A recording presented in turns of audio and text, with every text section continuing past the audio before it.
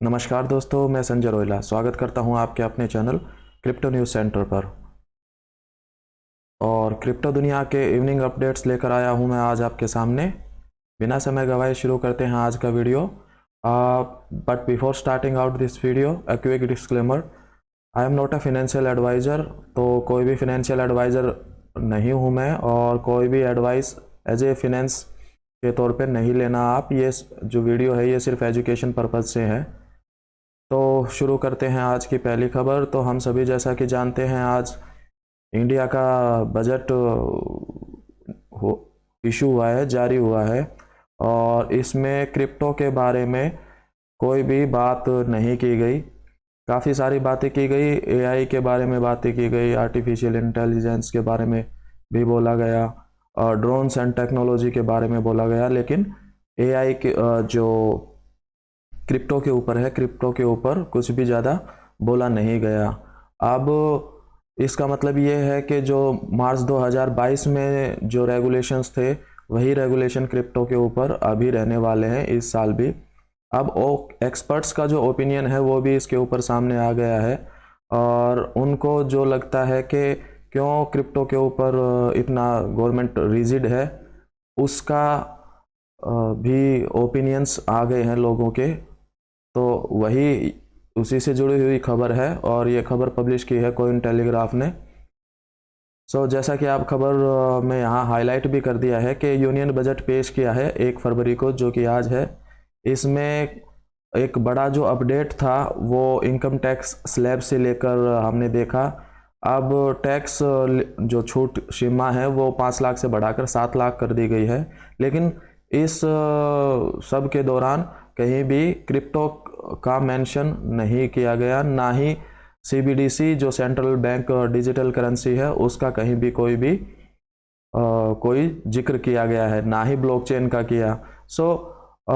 ये माना जा रहा है कि अभी भी जो गवर्नमेंट है इंडिया की वो काफ़ी रिजिड रहने वाली है क्रिप्टो को लेके, और जो लास्ट ईयर के जो क्रिप्टो टैक्स थे वही स्लैब अभी भी कंटिन्यू रहेगा।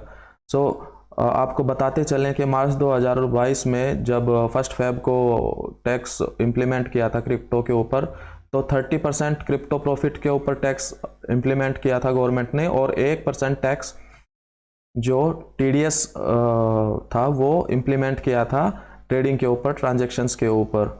तो ये काफ़ी बुरा असर डाला था इस टैक्स ने इंडियन क्रिप्टो मार्केट के ऊपर।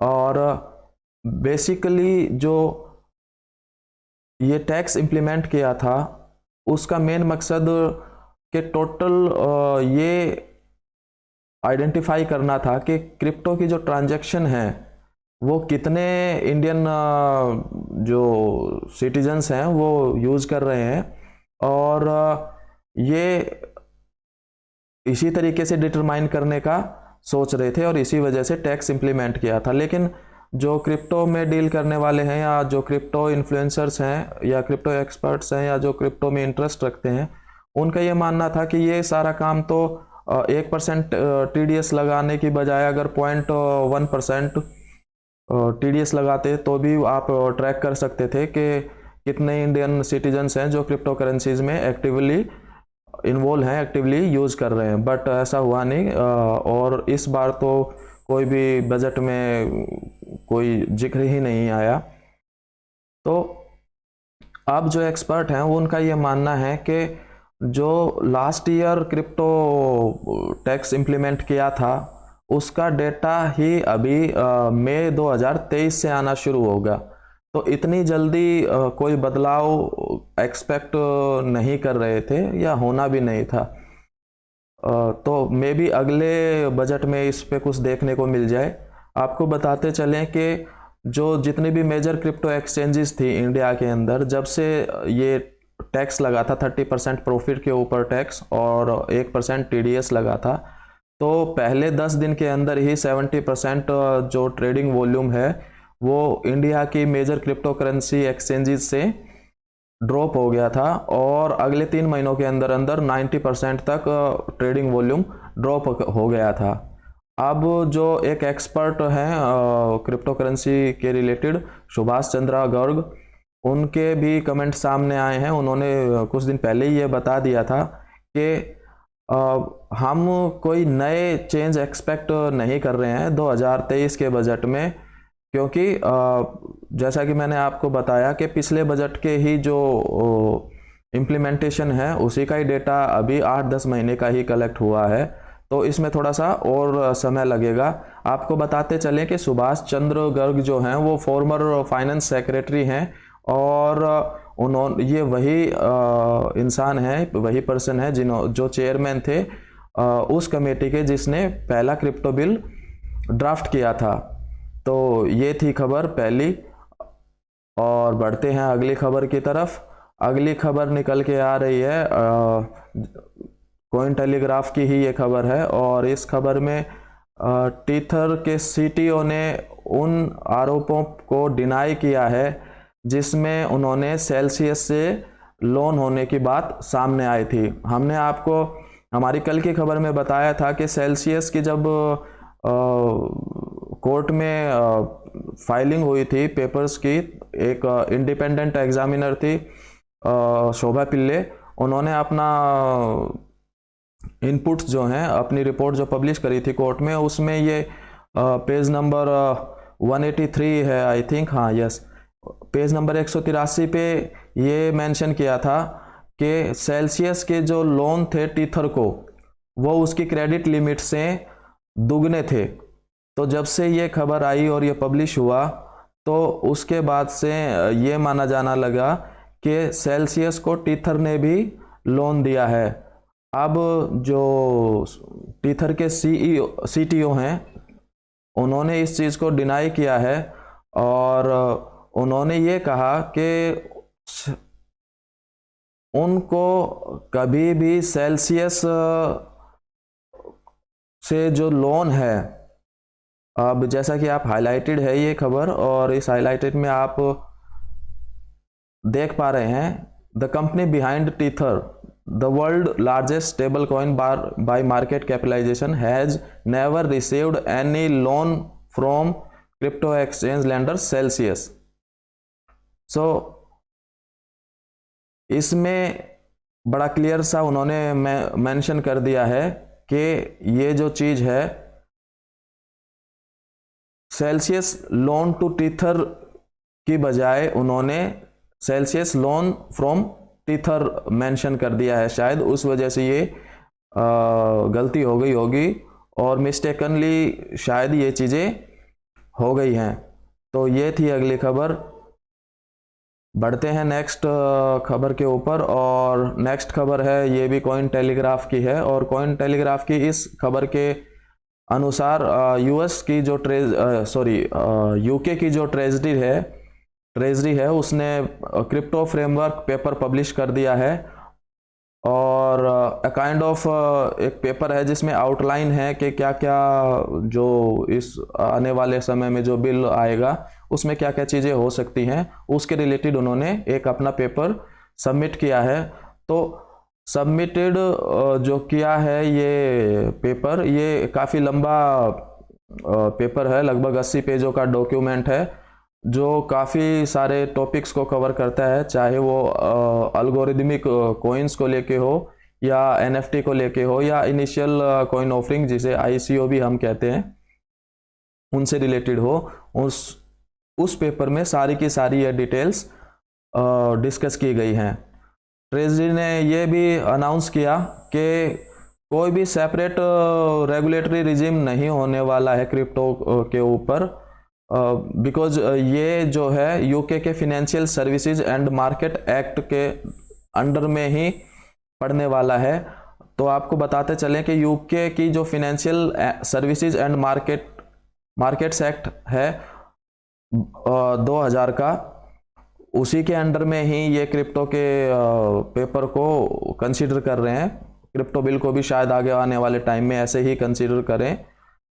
और इसका बेसिकली गोल ये रहने वाला है कि दोनों को जब इस शामिल किया है यूके फिनेंशियल, अब इसको ये चीज़ जो है ना समझने वाली वो ये है कि क्रिप्टो को इस फ्रेमवर्क के अंदर यूके की जो FSMA, UK financial service and market act 2000 के अंडर में ही रखने के, साथ में ही रखने के पीछे उनका गोल ये है कि ट्रेडिशनल मार्केट और क्रिप्टो के बीच में ये साथ साथ एक ही प्लेटफॉर्म पे इनको कंसीडर करना चाह रहे हैं, ताकि दोनों ही प्लेयर्स को, दोनों ही सेक्टर्स को बराबर मौका मिले फ्लोरिश करने को। तो ये थी खबर यूके से जो कॉइन टेलीग्राफ ने छापी है। बढ़ते हैं अगली खबर की तरफ। अगली खबर है, ये छापी है कॉइन डेस्क ने, और कल हमने आपको बताया था कि 31 जनवरी को कि जो कार्डानो ब्लॉकचेन के ऊपर बेस्ड जो स्टेबल कॉइन है, अल्गोरिदमिक स्टेबल कॉइन DZ, वो लॉन्च हुआ था। अब उसके पहले दिन की रिपोर्ट्स कुछ निकल के सामने आ रही हैं, और उस रिपोर्ट्स के अनुसार जो है एक DZ स्टेबल कॉइन के अगेंस्ट में 6 कार्डानो कॉइन्स जो हैं, एडा कॉइन्स हैं, वो बैक कर रहे हैं। हमने हमारी 8-7 दिन पहले हमने एक न्यूज़ पब्लिश करी थी, और उसमें हमने आपको बताया था कि कंपनी जो DZ स्टेबल कॉइन को मार्केट में लेके आ रही है, इंट्रोड्यूस कर रही है, उनका ये कहना है कि ये जो रेशियो है ये 1:4 का रहने वाला है, यानी एक DZ स्टेबल कॉइन है उसके पीछे 4 एडा कॉइन रहने वाले हैं। बट पहले दिन की जो रिपोर्ट सामने निकल के आ रही है उसके हिसाब से ये रेशियो 1:6 का निकल के आ रहा है, यानी अभी जो पहले दिन की रिपोर्ट है उसके हिसाब से एक DZ कॉइन को बैक कर रहे हैं 6 एडा कॉइन्स। सो ये एक काफ़ी अच्छी खबर निकल के आ रही है। और जैसा कि आप ये हाईलाइटेड एरिया में देख पा रहे हैं, that stable coin DZ has attracted over 27 million एडा टोकन्स।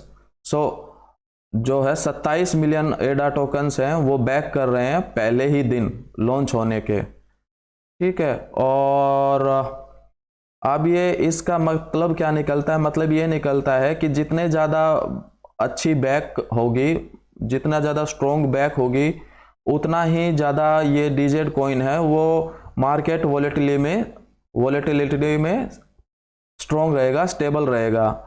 हमने देखा कि FTX के साथ क्या हुआ, टेरा लूना के साथ क्या हुआ। तो अगर अच्छा कोलेटरल होगा, और कंपनी तो एक्सपेक्ट कर रही थी 1:4 के रेशियो से 400% तक के कोलेटरल वैल्यू होगी एडा की, बट पहले दिन जो डेटा निकल के आया उसके हिसाब से ये 600% है, यानी 1:6 का रेशियो है, जो कि बहुत अच्छा है। बढ़ते हैं अगली खबर की तरफ। अगली खबर भी कल वाली ही खबर से जुड़ी हुई है। कल हमने आपको बताया था कि जो US की सिक्योरिटी एंड एक्सचेंज कमीशन है, उन्होंने कोर्ट में ये माना है कि LBC जो टोकन है वो सिक्योरिटी नहीं है। और हमने ये भी बताया था कि दूल्हा कोई, बाराती कोई, और शादी को एंजॉय कोई और कर रहा है। तो अभी जो समय है वो LBC टोकन को भी एंजॉय करने का समय है, क्योंकि कल की जो खबर थी उसमें LBC टोकन और जो केस था वो LBC और SEC के बीच में था, सिक्योरिटी एंड एक्सचेंज कमीशन के बीच में था, और जो कमेंट्स आए थे वो उसी केस के सिलसिले में आए थे। बट उसको सेलिब्रेट कर रहे थे XRP टोकन होल्डर्स, क्योंकि उनका भी जो केस था वो भी लगभग ऐसा ही है, और वो केस भी काफ़ी लंबे से समय से चला आ रहा है। तो जब से ये खबर आई कि LBC एक सिक्योरिटी नहीं है, SEC ने जब से ये कोर्ट में माना है फाइलिंग में, तो उसके बाद से LBC जो टोकन है वो भी लगभग 2 गुना हो गया है। एक ही दिन में लगभग 80% टोकन जंप कर गया है। सो ये थी खबर, और बढ़ते हैं अगली खबर की तरफ। अगली खबर भी काफ़ी इंटरेस्टिंग है, और इसको छापा है news.bitcoin.com ने। और खबर काफ़ी इंटरेस्टिंग इसलिए है कि अभी तक जो क्रिप्टो है, बिटकॉइन है या बाकी स्टेबल कॉइन्स है या और अच्छे जो कॉइन्स है, चाहे इथेरियम हो, पोलीगॉन हो, इन सभी को ये माना जाता था कि इसमें अभी तक रिटेल ज़्यादा इन्वॉल्व है। जो बड़े प्लेयर्स हैं, मिलियनियर्स, बिलियनियर्स है, वो इसमें ज़्यादा एक्टिवली इन्वॉल्व नहीं हैं। बट अभी एक एसेट मैनेजमेंट कंपनी है डेवर ग्रुप करके, उन्होंने एक सर्वे करवाया और उस सर्वे में उन्होंने ये पाया कि उनके जो मिलियनियर्स क्लाइंट्स हैं, लगभग 10 में से 8 क्लाइंट्स पिछले 1 साल में इंक्वायरी कर चुके हैं क्रिप्टो करेंसी के रिगार्डिंग, जैसे कि बिटकॉइन में इन्वेस्ट करें या नहीं करें। तो वो उनके जो फिनेंशियल एडवाइज़र हैं उनसे उन्होंने कभी ना कभी क्रिप्टो करेंसी के बारे में इन्वेस्टमेंट के रिलेटेड अपनी एडवाइस मांगी है। तो अब जो काफ़ी अमीर लोग हैं, मिलेनियर्स या बिलियनियर जो लोग हैं, वो भी अब अपना इंटरेस्ट शो करने लग रहे हैं क्रिप्टो करेंसी में। अब उनको भी कहीं ना कहीं ये चीज़ समझ में आ गया है कि क्रिप्टो करेंसी जो है वो फ्यूचर की मनी है और वो इसमें पीछे नहीं रहना चाहते हैं किसी भी तरीके से। सो ये खबर थी। और मैं बता दूं आपको कि डेवर ग्रुप जो है वो कोई छोटी फर्म नहीं है, वो एक ग्लोबल फाइनेंशियल एडवाइजरी और असेसमेंट फर्म है जो तकरीबन 12 मिलियन डॉलर की एसेट मैनेज करती है।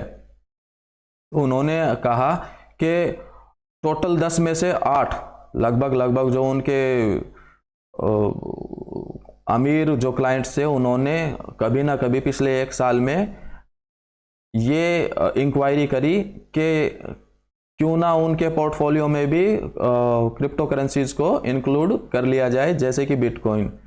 तो दोस्तों ये थी आज की खबरें, आज के अपडेट्स। कैसा लगा आपको हमारा ये वीडियो, हमें कमेंट करके ज़रूर बताएं। वीडियो को लाइक ज़रूर करें और चैनल को सब्सक्राइब करना ना भूलें। मिलते हैं अगले वीडियो में, तब तक के लिए नमस्कार।